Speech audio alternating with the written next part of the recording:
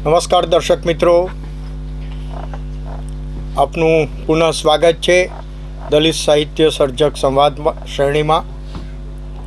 મિત્રો, સાહિત્યમાં કવિતાઓ, વાર્તાઓ, નવલકથાઓ, નાટકો, સંપાદનો અને તેના સંગ્રહો લોક સાહિત્ય ગ્રંથાલયો અને સમુદાયમાં વંચાય છે. સમાજ મિત્ર, દિશા, દલિત અધિકાર, સમાજ સૌરભ, સમાજદીપ, સમાજ સાગર, વાલ્મીકી દર્શન, દલિત ચેતના, હયાતી, પ્રબુદ્ધ, પ્રકાશ જ્યોતિ જેવા મેગેઝિનો અને પ્રકાશનોમાં આ દલિત સાહિત્ય વંચાતું રહ્યું છે, વખાતું રહ્યું છે અને સર્જાતું પણ રહ્યું છે. આજે આપણે એક એવા સર્જક વિશે વાત કરવાની છે કે જેઓ ગુજરાતી દલિત સાહિત્ય અકાદમીના સંપાદક છે અને જે ગુજરાતી દલિત સાહિત્ય અકાદમી જે ટ્રસ્ટ છે એના તેઓ પોતે ટ્રસ્ટી પણ છે. આ દલિત સાહિત્ય સર્જક સંવાદ શ્રેણીમાં આજે આપણી વચ્ચે શ્રી અરવિંદભાઈ વેગડા ઉપસ્થિત છે. અરવિંદભાઈ, આપનું હાર્દિક સ્વાગત છે. Thank you. અરવિંદભાઈ, આ શ્રેણીમાં આપણે દલિત સાહિત્ય સર્જકો વિશે એક સંવાદ આપણી જે પ્રજા સમક્ષ, નાગરિકો સમક્ષ રજૂ કરવાનો એક ઉપક્રમ રાખ્યો છે. આમ તો આપ ગુજરાતભરમાં જેટલા પણ દલિત સાહિત્યકારો સાથે અમે આ સંવાદમાં સામેલ કર્યા છે એ બધાના પરિચય તો લગભગ બધાને છે જ, પરંતુ આ શ્રેણીમાં જ્યારે આપણે વાત કરતા હોય ત્યારે આપનો પરિચય આપના પોતાનાથી જ મળે એવી એક ઉપક્રમ પણ અમે આની અંદર રાખ્યો છે. તો આપનું વતન, જન્મ અને અભ્યાસ વિશે પણ અમારા દર્શક મિત્રોને આપ માહિતી આપશો. મારું વતન અમદાવાદ જિલ્લાનું ધંધુકા તાલુકાનું તગડી ગામ. તગડી ગામમાં હું 1977 સુધી તગડી ગામમાં રહ્યો. મારો જન્મ 29/6/1950 થયો, એ પણ એક ગામમાં જ્યાં મારો ઉછેર થયો. ત્યાં હું સ્કૂલ જીવન પણ મારું ત્યાં જ પસાર થયું. પછી 1973 સુધી હું ધંધુકા મારો અભ્યાસ પૂરો થયો કોલેજનો, અને 77 પછી હું અમદાવાદમાં આવ્યો અને અમદાવાદમાં અત્યારે અમદાવાદ ચાંદખેડા ખાતે રહું છું.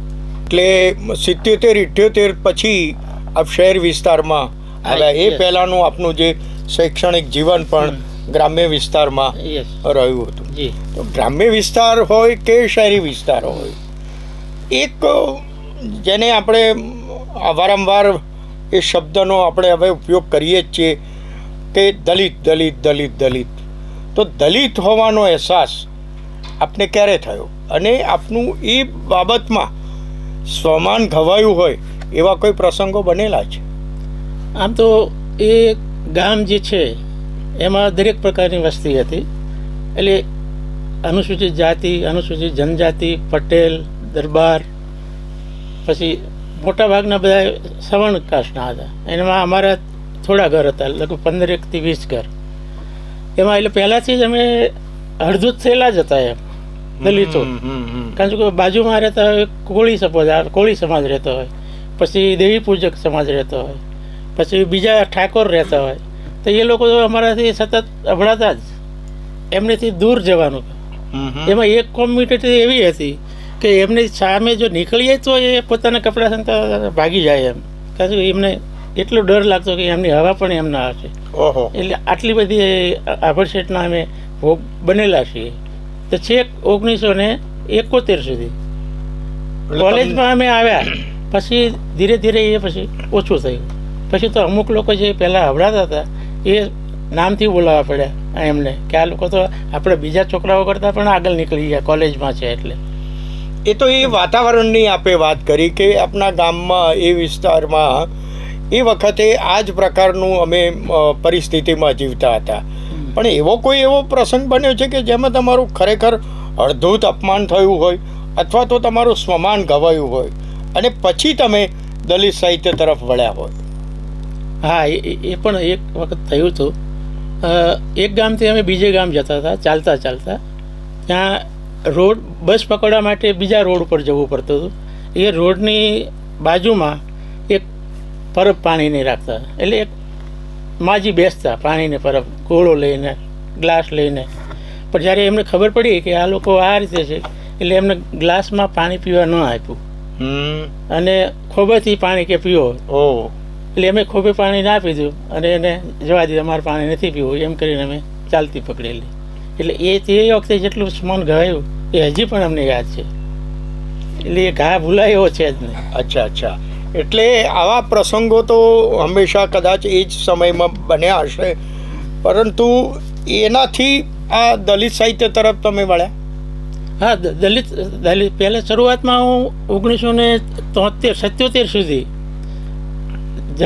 લલિત સાહિત્ય આપણે ગીત ગઝલ ને એ ટાઈપ એમાં લખતો. આમ શાળા જીવન દરમિયાન જ મને આ કાવ્યો પ્રત્યે લગાવ થયેલો. બિલકુલ. હા, પ્રાર્થના હોય, પછી કોઈ ભજન હોય, એ રીતના બધા.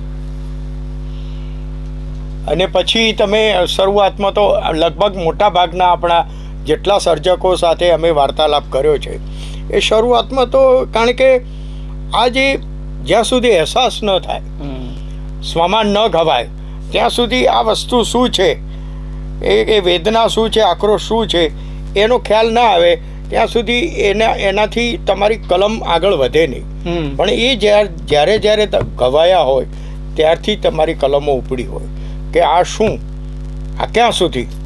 તો એ રીતે તમે દલિત સાહિત્ય તરફ વળ્યા. તો દલિત સાહિત્યની વિભાવના વિશે આપનું શું માનવું છે? 1981ના જે તોફાનો થયા એ વખતે હું અમદાવાદમાં જ હતો, અને પછી 1985ના જે તોફાનો થયા એ દરમિયાન અમે જ્યાં રહેતા હતા ત્યાં અમારા પર હુમલો કરવામાં પણ આવેલો. અમે રાત્રે ધાબા ઉપર ચડીને બેસી ગયેલા. અમારી ઓળખીતા બીજા 2-4 કુટુંબ હતા, એ પણ અમારા ધાબા પર આવીને બેસી ગયેલા. એટલે એ જે અમે વેઠું એ પછી આ સાહિત્યમાં એને અમે લઈને આવ્યા. બરાબર છે. એટલે કહેવાનો અર્થ એમ છે કે મોટા ભાગે 81 અને 85ના આંદોલન હોય, આપને પ્રેરણા મળી કે હવે તો આ લખવું જ પડશે ભાઈ, ક્યાં સુધી આક્રોશ વેદના દબાઈ રાખીશું. તો આપે કયા સ્વરૂપોમાં લખવાનું શરૂ કર્યું? અછાંદસ, પછી ગીત અને ગઝલ સ્વરૂપે, 3માં. અચ્છા. તો આપે જે કૃતિઓની રચના, જે સર્જન કર્યું છે શરૂઆતથી માંડીને અત્યાર સુધીમાં, અને જ્યારથી તમે આ સાહિત્ય, દલિત સાહિત્ય લખવાનું શરૂ કર્યું એ વખતે તમારી કોઈ એવી પ્રથમ કૃતિ કોઈક મેગેઝિનમાં છપાઈ હોય, ક્યાંક બીજે છપાઈ હોય, એવો કોઈ બનાવ છે કે જેથી કરીને એનાથી તમને એક અલગ પ્રકારનો આનંદ પણ થયો હોય? ક્યાં છપાયેલી એવી કૃતિ? હા, એ મુખ્ય વાત છે. એટલે 1981 દરમિયાન હરીશ મંગલમ, પછી ગઢવી સાહેબ, પછી મધુકાંત કલ્પિત અને બીજા બધા કવિઓ, આપણે એ મોટાભાગના કવિઓ સાથે એ વખતે ઓળખાણ થયેલી અને કવિતાઓ લખવાનું શરૂ કરેલું. તો એ તમારી કૃતિ ક્યાં છપાયેલી? હા, એ કૃતિ 1984માં દલપત ચૌહાણનો સામી કાળો સૂરજ. 1984 કાળો સૂરજમાં છપાયેલી મારી એ કવિતા, પહેલી કવિતા તમારી. હા, અને કાળો સૂરજ નામે. કાળો સૂરજ. જુઓ પણ ત્રાટકતો સૂરજ કાળો, એમ કરીને. તો એ પછી આપે અવિરત આમાં ખેડાણ કરવાનું ચાલુ જ રાખ્યું છે. અત્યારે હાલમાં પણ તમે ગુજરાતી દલિત સાહિત્ય અકાદમીમાં સંપાદક તરીકે શ્રી હરીશ મંગલમ અને પ્રવીણ ગઢવી સાહેબ સાથે ખૂબ સતત કાર્યરત છો. તો આપના જે પ્રકાશનો થયા છે, કયા કયા પુસ્તકો પ્રકાશિત થયા છે અત્યાર સુધીમાં? પગેરું મારો કાવ્ય સંગ્રહ. અચ્છા. 2003માં પ્રસિદ્ધ થયો. એ પછી ઝીબ્રા ક્રોસિંગ 2013માં, એ પણ ગીત ગઝલ અને અછાંદસ રચનાઓનો થયો. એ પછી ચૈત્યભૂમિ, આંબેડકરવાદી કવિતા. બહુ સરસ. એ 2017માં થયો. આમાં મોટાભાગની કવિતાઓ બધી આંબેડકરવાદી કવિતાઓ છે. હમ. ઝીબ્રા ક્રોસિંગમાં ગીત, ગઝલ અને બીજી રચના હોય. પછી નયા ઇતિહાસ નામે મારી કવિતાઓનો અનુવાદ ધીરજભાઈ વણકરે કરેલો છે, નયા ઇતિહાસ નામે. પછી આકલન એ મારો વિવેચન સંગ્રહ છે. એમાં જુદા જુદા લેખકો, કવિઓની કવિતાઓ અને અવલોકનોનો સંગ્રહ છે આકલન. બરોબર. એ પહેલાં દર્પણ નામે પણ એક થયેલો, પણ એ અત્યારે મારી પાસે છે નહીં. અને છેલ્લે ફરગોટન સોરોસ. અચ્છા, અંગ્રેજી હમણાં હા હા થયો Translated Dr. Inkesh Malik. Yes. તો આપના જે અલગ અલગ પ્રકારના પુસ્તકોના જે પ્રકાશન છે, આપનું જે વગેરું કાવ્ય સંગ્રહ છે, એમાં લગભગ 69 જેટલી કવિતાઓ છે. હા, 65 જેવી. આમાંની એક કવિતા આપણે આજે દર્શક મિત્રોને સંભળાવીએ. આપની રીતે કઈ કવિતા આપણે સંભળાવી છે? આ ઝીબ્રા ક્રોસિંગમાંથી લાવો. તો ઝીબ્રા ક્રોસિંગમાંથી આપણે લારીને આગળ ધકેલીએ. વાહ! આ જે છે અરવિંદ વેગડાની કવિતા ખૂબ આ ગવાયેલી છે અને લગભગ દરેકને આમ ઘા લાગી જાય એ પ્રકારની છે.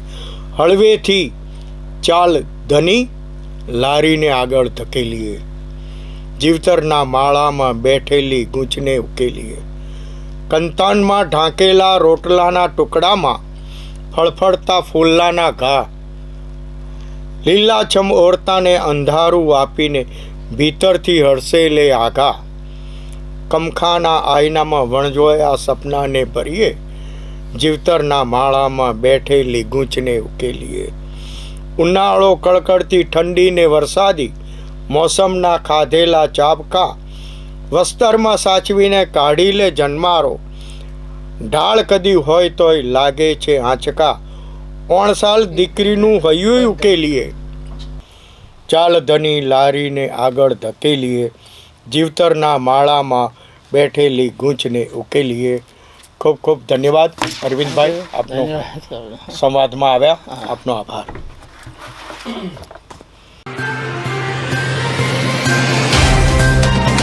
तो व्हाट्सएप, ट्विटर, फेसबुक, इंस्टा जहाँ भी आपका अकाउंट है, इसे शेयर बटन के द्वारा वहाँ पर शेयर करें.